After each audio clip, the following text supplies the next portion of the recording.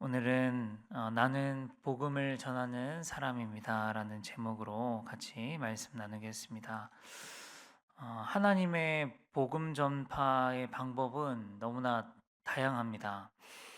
우리가 예상 가능한 시나리오의 복음 전파만 있는 것이 아니고요. 우리가 전혀 예상하지 못한 상황, 우리가 전혀 예상하지 못한 순간에도 하나님은 바울을 통해서 복음을 전하십니다. 만일 이렇게 생각해 보겠습니다. 내가 지금 굉장하게 억울하게 감옥에 잡혀 들어간 상황입니다. 만일 또는 억울하게 재판을 받고 있다고 생각해 보겠습니다. 그런데 이런 상황에서도 나는 복음을 생각할 수 있을까? 어, 아마 우리는 나의 억울함만 생각할 것입니다. 나한테 왜 이런 일이 생기지? 하나님 나한테 왜 이런 일을 당하게 하시지? 아, 억울해. 진짜 짜증나. 저 자식들 내가 가만히 안 둬. 진짜 날 억울하게 만든 저 자식들은 천벌 받아야 돼. 아까운 내 인생, 아까운 내 시간. 우리는 아마 이러고만 있을 확률이 높아요. 억울하니까요. 그런데 바울을 보면 바울은 그렇지 않았습니다. 바울에게는 자기가 가는 곳은 다 하나님이 보내신 곳이었어요.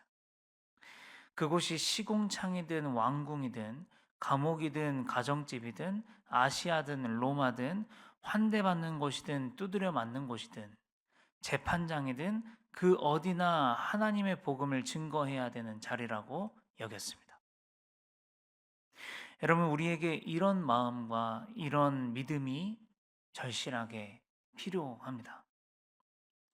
우리는 잘 가다가 툭 하면 넘어집니다.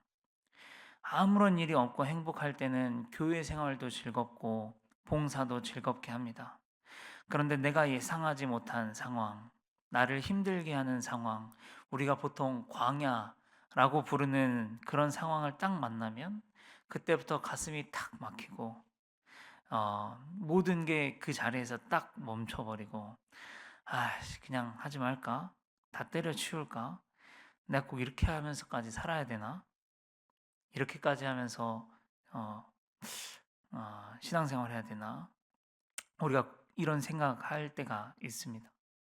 그런데 그렇지 않다는 것이죠. 이럴 때 우리가 가져야 할 생각과 마음은 오늘 사도 바울의 마음입니다. 바울은요, 하나님이 보내신 곳이면 그곳이 어디든지 복음을 전한다. 그런 마음이 있었어요. 하나님이 처하게 하신 상황이 무엇이든지 아무리 어이가 없다고 해도 그 속에서 나는 복음을 전한다. 왜냐하면 복음 전하는 게 내 부르심이기 때문에 그렇습니다. 이게 바울의 믿음이었고 사명감이었습니다. 우리가 이 부르심을 갖는 것이 너무나 중요하다는 것이죠. 이 마음, 이 부르심을 붙들고 기억하고 있어야 때려칠까? 이런 고민에서 우리가 승리할 수 있습니다. 사실 우리는 사람이다 보니까 왜 그런 생각이 안 들겠어요? 들죠. 이때 마귀가 우리에게 하는 일은 뭐냐면 계속해서 우리의 마음을 꺾어버리는 것이죠. 우리의 의지를 꺾어버리는 것입니다. 주님을 위한 마음을 꺾어버려요. 섬기고자 하는 마음을 꺾어버립니다. 열심히 하고자 하는 우리의 마음을 꺾어버리는 거예요.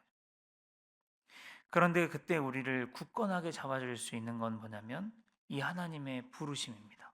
사명. 하나님이 날 부르시고 날 이곳에 보내심은 나를 통해 복음을 전하게 하려 하심이라. 나는 어디에서든지 그러므로 복음을 전한다. 어떤 상황에서든지 나는 복음을 전한다. 어떤 상황에서든지 나는 복음을 믿는다. 여러분, 이 믿음, 이 마음이 우리 안에 확고하게 설 때, 마귀는 우리의 마음을 꺾을 수 없을 줄 믿습니다. 이제 본문에서부터 또 어제 본문에서부터 오늘 본문까지 바울은 또 복음을 전합니다. 수많은 높고 낮은 계층의 사람들 앞에서 복음을 전합니다. 바울은 복음을 전할 때 눈치 보지 않고 담대하게 전합니다. 그저 자기에게 일어났던 복음을 그대로 이야기하고 있습니다. 자기가 뭘 깨달았는지, 그동안 그토록 핍박했던 그리스도인들과 예수 믿는 사람들이 사실은 진짜였다는 사실을 깨달았다. 그 나사렛 예수가 정말 하나님의 아들이란 사실을 깨달았다. 그 나사렛 예수가 하나님께서 우리를 구원하시기 위해 이 땅에 보내신 구원자였다는 사실을 깨달았다. 그 나사렛 예수가 십자가에 못 박혀 죽으실 때 내 모든 죄도 함께 못 박혔으며 그가 다시 부활하심으로 말미암아 모든 우리에게 구원의 길을 열어 주셨다는 사실을 깨달았다고 전하는 것이죠. 그래서 하나님께서 담에색에서 나타나셔서 그 복음을 나에게 전하라 하시기로 내가 이때껏 하나님께서 보이신 복음을 거스르지 아니하고 온 땅에 가는 곳마다 전했다라는 것이죠. 회개하시오. 예수 믿으시오. 회개하고 하나님께 돌아와서 회개에 합당한 일을 하시오. 천국이 가까이 왔소. 지금 이러실 때가 아니오. 회개하시오. 예수를 믿으시오. 전했다는 것이죠. 그런데 반응이 어땠는가 하면 유대인들이 나를 잡아 죽이고자 했다라는 것이죠. 여러분, 왜 잡아 죽이고자 한 것입니까? 듣기 싫은 겁니다. 말씀이 듣기 싫은 것이고 받아들이기가 싫은 것입니다. 왜냐하면 받아들이려면요, 자기의 보물을 버려야 합니다. 자기들이 좋아했던 짓들을 멈춰야 합니다. 나쁘게 돈 벌었던 방법들을 다 버려야 합니다. 자기가 누리고 있는 기득권들을 포기해야 합니다. 근데 싫은 거죠. 자기들은 그냥 이대로 구원받았으면 좋겠는 겁니다. 자기들은 이대로 편안하게 떵떵거리면서 부족함 없이 대우받고 살다가 죽었는데 천국 가 있으면 좋겠는 거예요. 자기들에게 복음은 그런 거예요. 그런데 바울이 전하는 복음이 그런 게 아니죠. 바울이 전하는 복음은 버려야 한다는 거예요. 회개해야 된다는 거예요. 네가 재물과 하나님을 겸하여 섬길 수 없다는 거예요. 죄와 빛이 함께 있을 수 없다는 거예요. 네가 오늘 섬길 자를 택해야 된다는 거예요. 그런 복음은 듣고 싶지 않은 겁니다. 사랑하는 성도 여러분, 우리가 잘못하면 이런 딜레마에 빠질 수 있다고 생각합니다. 적당히 나 혼자 잘 먹고 잘 살고 적당히 교회 봉사도 하고 적당히 대우도 받고 사회에서는 불법을 저지르기도 하고 뇌물을 받기도 하고 돈을 삥땅 치기도 하고 그렇게 별 어려움 없이 배에 기름 부으심만 충만하게 채우며 살다가 죽었는데 천국 가 있는 거. 어쩌면 우리가 이런 복음을 믿고 있었는지도 모르겠어요. 그런데 오늘 바울은 우리에게 뭐라고 말하냐면 복음을 믿되 회개하고 믿으라. 회개에 합당하게 행하면서 믿으라는 겁니다. 여러분, 이 말씀이 쉬운 말씀은 아니죠. 특히 불법을 저지르던 사람들의 마음에는 진짜 듣기 거북한 말씀인 겁니다. 바울이 이렇게 말하니까 베스도가 총독이 갑자기 일어나가지고 격분을 해서 큰 소리로 이렇게 이야기를 합니다. 한번 읽겠습니다. 시작.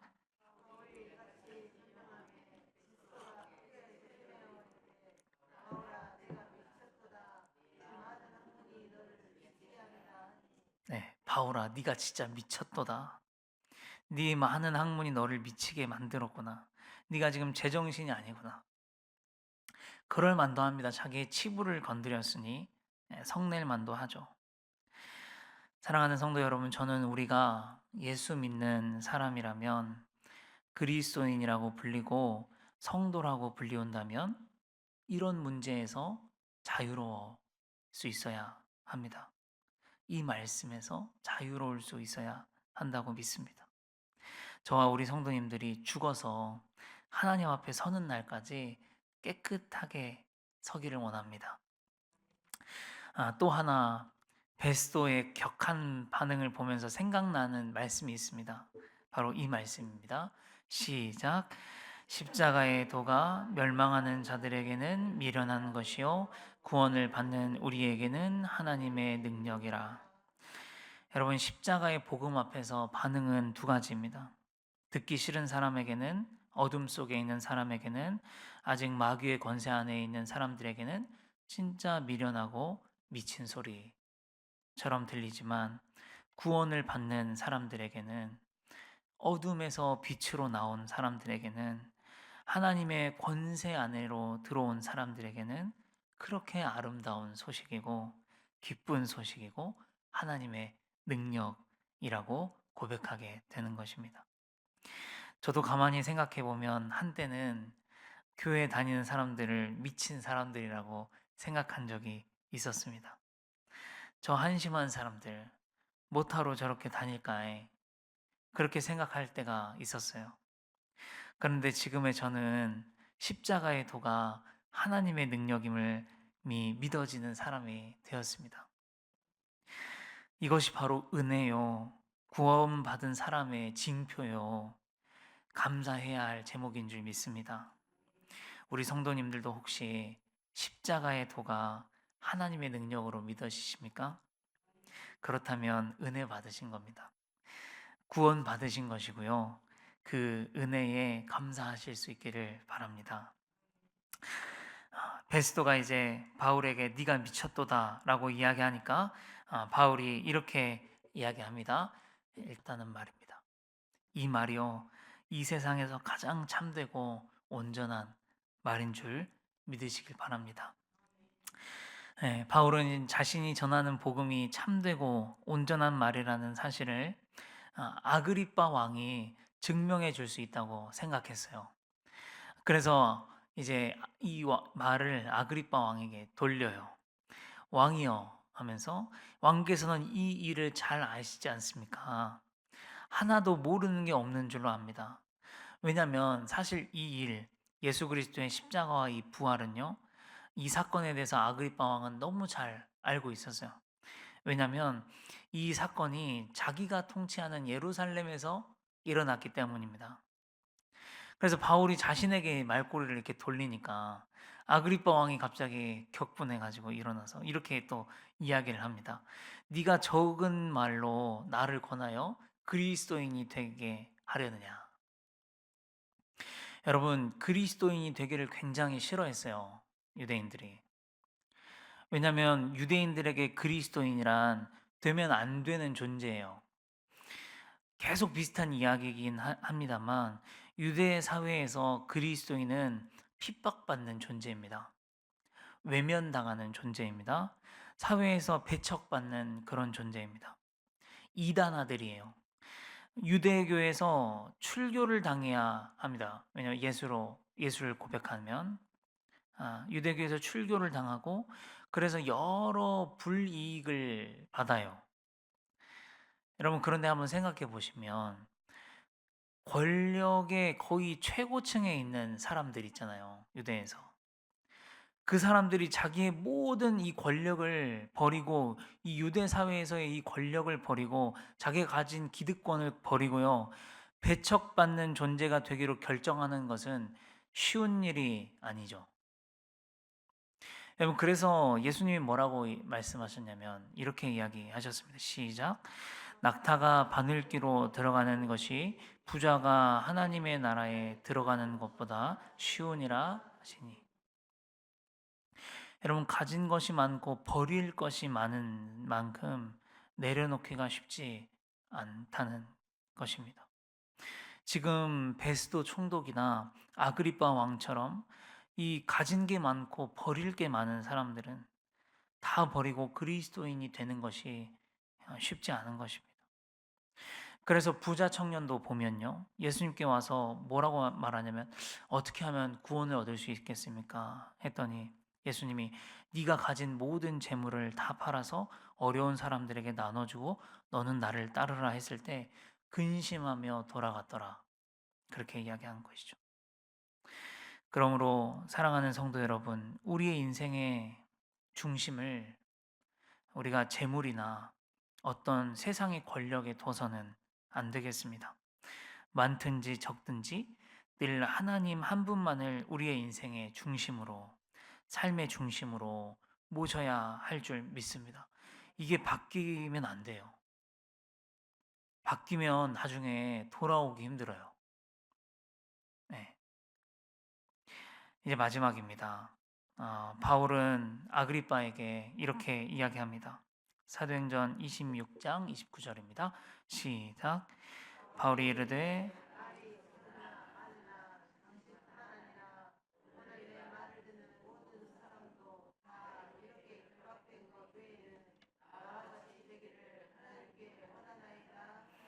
아멘. 내가 적은 말로 당신에게 권했든 많은 말로 권했든 그게 중요한 게 아니라 오늘 내 말을 듣는 모든 사람들이 나와 같이 돼야 합니다. 그런 말이죠. 나와 같이 예수를 믿게 되기를 원합니다. 네, 당당하게 이야기합니다. 우리 성도님들도 바울처럼 되셨으면 좋겠습니다. 어디나 어떤 상황에서나 복음을 전하는 사람, 떳떳한 사람, 털어도 먼지 안 나오는 사람, 늘 우리의 인생의 중심을 하나님으로 모시는 사람, 그런 사람이 되어야 할 줄 믿습니다.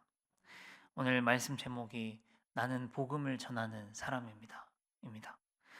어떠한 상황이든지 어떠한 환경에서도 나는 복음을 전하는 사람이라는 이 정체성을 잃지 않고 살아가실 수 있는 우리 성도님들 되셨으면 좋겠습니다.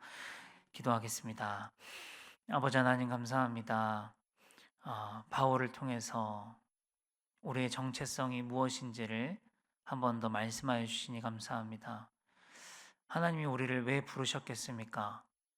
그냥 조용히 살다가 천국 오라고 부르셨겠습니까?